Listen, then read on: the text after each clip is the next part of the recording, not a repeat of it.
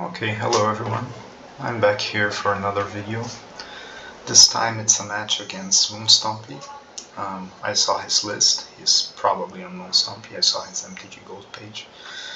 And this hand is really good. We're on the play. We can present a turn 2 Miracle Age. Pre-sideboard that's about as good as we can do, other than having an Otawara. But we're of course keeping this and hoping for the best. We hit an Ancient Tomb with Once Upon a Time.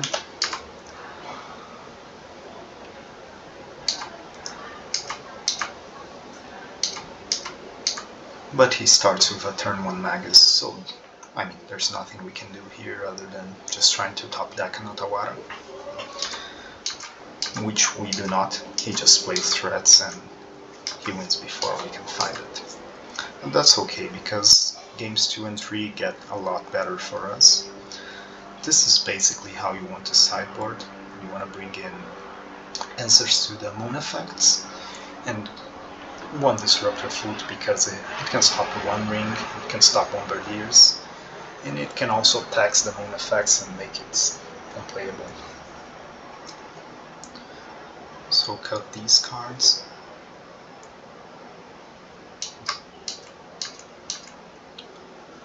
What I really want to show is game 3 because of mulligan decisions. This matchup is mostly about mulligan, but I'm showing all of them. Okay, so what do you think of this hand? I think this hand is quite good. We have an answer to Magus, and we have a possible answer to Blood Moon, although it's a bit tricky because we don't have a green source. But really you have to prioritize your answers to Magus because you have less of them, and Magus also deals you damage, so it will raise you faster. Blood Moon is easier to deal with and doesn't put a clock on you as much, so hands with Dismember and Twin Shot really are your premium hands here.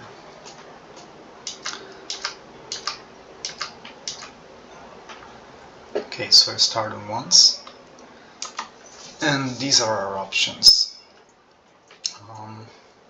Pretty interesting. I mean, Otawara is a really good card, but it requires a Mox, which we don't have right now. We could grab a Yavimaya and keep green open at some point for a Boseiju on Blood Moon, but I mean, it's probably not gonna happen, it's a bit too slow.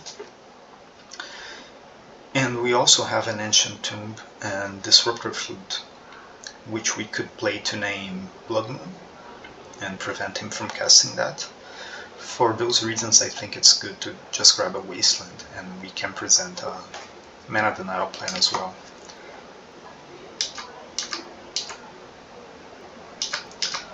So yeah, I grab the Wasteland, I block the Blood Moon.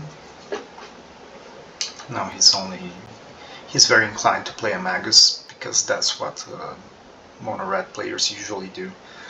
They shouldn't be so aggressive about it post sideboard, but in my experience that's almost always what they try to do. They should try to play a more mid-range plan with like Fables and the One Rings and whatever, but that's not what they do. Okay, we draw Saga here. There's a few options here. We can dismember this Magus and go after his Ancient Tomb, because we already have a Testament stage, so it's not like we need the Magus to make a Miracle Age.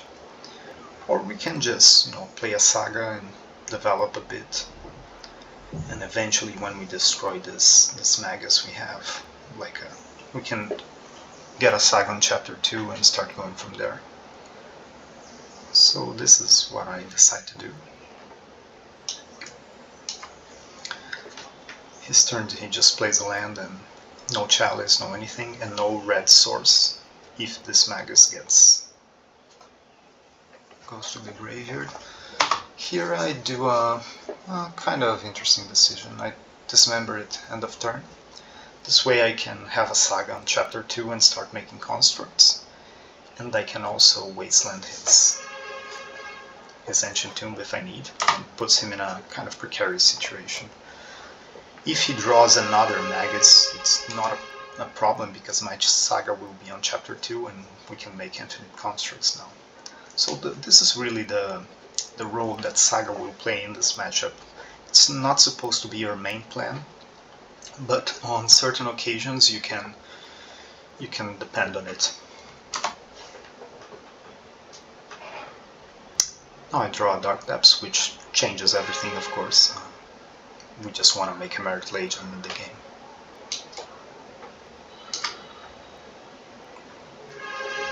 I'm hoping here for no Blood Moon, but if he does Blood Moon, okay, we at least have the constructs.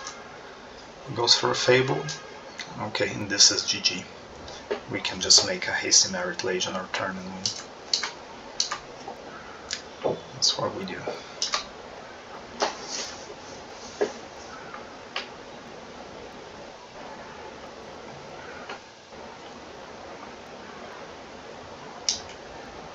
Okay, game 3, we don't have to change anything from the draw and the play. This is really the configuration we want.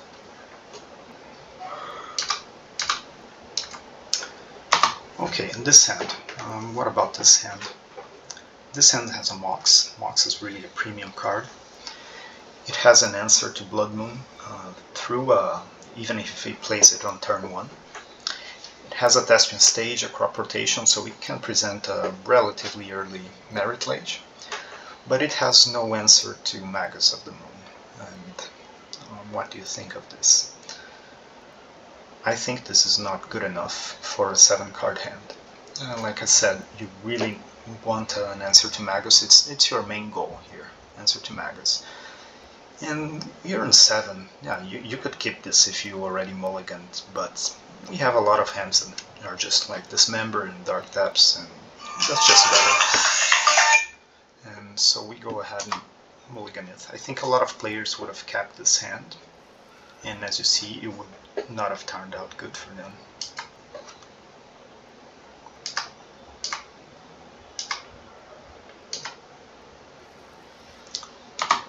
Okay, what about this hand?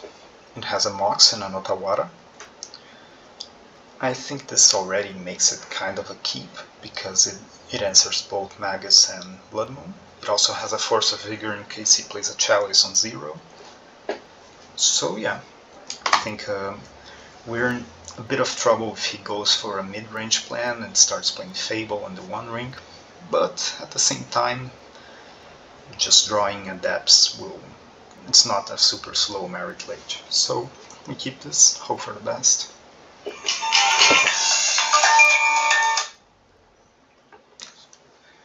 And he goes for a turn 1 Magus, as usual.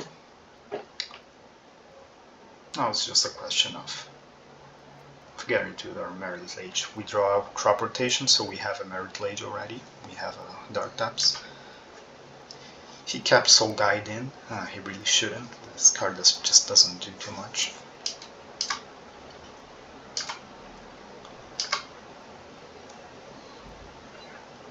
Still hasn't got much, and now we can crop rot for a Dark Depths.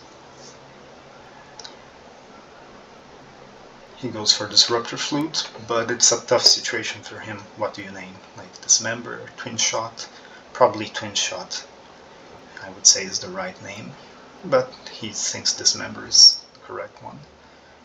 It wouldn't matter because we have a Otawara. Now this is pretty much GG. He just plays a Bombardier and he's dead. GG's.